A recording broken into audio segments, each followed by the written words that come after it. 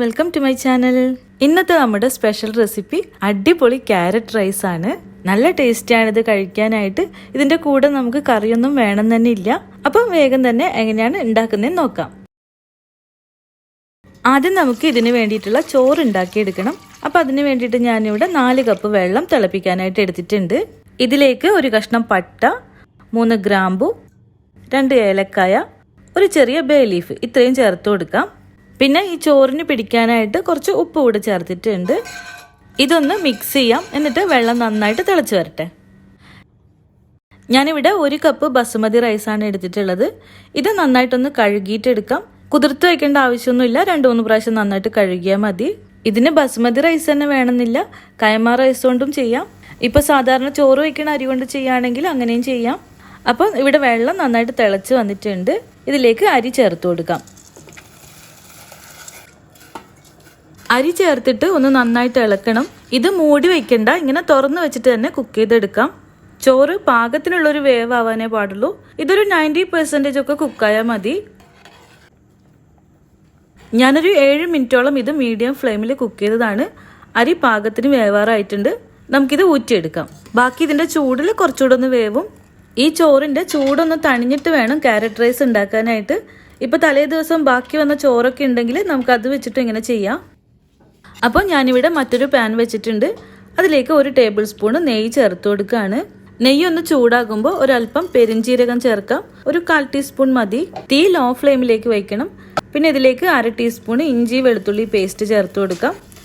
ഇതിൻ്റെയൊക്കെ ചെറിയൊരു ഫ്ലേവർ മതി. ഇങ്ങനെ ഒന്ന് വഴറ്റിയിട്ട് 1 ടീസ്പൂൺ ചെറുതായിട്ട് നുറുക്കിയ പച്ചമുളക് ചേർത്ത് കൊടുക്കാം. ഇത് അധികം എരിവില്ലാത്ത പച്ചമുളകാണ്. അപ്പോൾ ഇതും വഴറ്റി ഒന്ന് പച്ചമണം മാറുമ്പോൾ ഒരു സവാള അരിഞ്ഞത് ചേർത്ത് കൊടുക്കാം.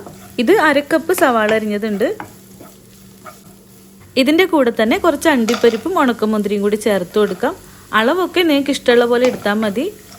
എല്ലാം കൂടെ 2 മിനിറ്റ് ഒന്ന് വഴറ്റിയെടുക്കാം. സവാള ഒരുപാട് വഴറ്റി വാടേണ്ട ആവശ്യമില്ല. ഇനി ഇതിലേക്ക് ഒരു 1/4 ടീസ്പൂൺ മഞ്ഞൾപ്പൊടി ചേർത്തിട്ടുണ്ട്. ഇതിൻ്റെയും ഒരു പച്ചമണം മാറുമ്പോൾ 1 കപ്പ് ക്യാരറ്റ് ഗ്രേറ്റ് ചെയ്തത് ഇതിലേക്ക് ചേർത്ത് കൊടുക്കാം. ഇത് ഗ്രേറ്റ് ചെയ്തെടുക്കുമ്പോൾ ചെറിയൊരു വെള്ളത്തിൻ്റെ അംശം പോലെ ക്യാരറ്റിൽ ഉണ്ടാകും. അങ്ങനെ തന്നെ ഇതിലേക്ക് ചേർക്കണം. ക്യാരറ്റും ചേർത്തിട്ട് മീഡിയം ഫ്ലെയിമിൽ 1 മിനിറ്റ് ഒന്ന് വഴറ്റിയെടുക്കാം. ഇതിലേക്ക് പിടിക്കാൻ ആവശ്യമായിട്ടുള്ള കുറച്ച് ഉപ്പും കുറച്ച് കറിവേപ്പിലയും ചേർത്തിട്ടുണ്ട്. ക്യാരറ്റ് നമ്മൾ ചെറുതായിട്ട് ഗ്രേറ്റ് ചെയ്ത് എടുത്തുകൊണ്ട് 1 മിനിറ്റൊക്കെ റോസ്റ്റ് ചെയ്താൽ മതി. ഒന്ന് വാടി തുടങ്ങുമ്പോൾ ഇതിലേക്ക് നമ്മൾ വേവിച്ച് വെച്ച ചോറ് ചേർത്ത് കൊടുക്കാം. ഇങ്ങനെ ചോറ് ചേർത്തതിന് ശേഷം നല്ലപോലെ മിക്സ് ചെയ്തെടുക്കണം. നമ്മുടെ ഈ കൂട്ടും ചോറും എല്ലാം കൂടെ ഒന്നിച്ചാവുന്ന രീതിയിലേക്ക് മിക്സ് ചെയ്യണം. ഇങ്ങനെ ആയിട്ട് തീ നല്ലപോലെ കുറച്ച് വെച്ചിട്ട് 1 മിനിറ്റ് ഒന്ന് മൂടി വയ്ക്കാം. 1 മിനിറ്റ് ആകുമ്പോൾ ഒന്നുകൂടെ ഒന്ന് മിക്സ് ചെയ്യാം. ചെറിയൊരു ഫ്ലേവറിന് വേണ്ടിയിട്ട് കുറച്ച് മല്ലിയില പുതിനയില അരിഞ്ഞതും പിന്നെ 1 ടേബിൾ സ്പൂൺ പോമോഗ്രാനൈറ്റും കൂടെ ചേർത്തിട്ടുണ്ട്. ഫ്ലെയിം ഓഫ് ചെയ്യാം. അപ്പോൾ ഇത് ഇങ്ങനെ ഒന്ന് മിക്സ് ചെയ്ത് വെച്ചാൽ മതി. നമ്മുടെ ടേസ്റ്റി ആയിട്ടുള്ള ക്യാരറ്റ് റൈസ് ഇവിടെ റെഡി ആയിട്ടുണ്ട്. ചോറ് നമ്മൾ തലേ ദിവസം ഉണ്ടാക്കിയിട്ട് ഫ്രിഡ്ജിൽ വെക്കുകയാണെങ്കിൽ പിറ്റേ ദിവസം നമുക്ക് പെട്ടെന്ന് തന്നെ ഇങ്ങനെ ഒരു റൈസ് ഉണ്ടാക്കിയിട്ട് എടുക്കാം. ഇതിൻ്റെ കൂടെ ഒരു തൈര് സാലഡോ അല്ലെങ്കിൽ ചമ്മന്തിയോ അച്ചാറോ ഒക്കെ മതി.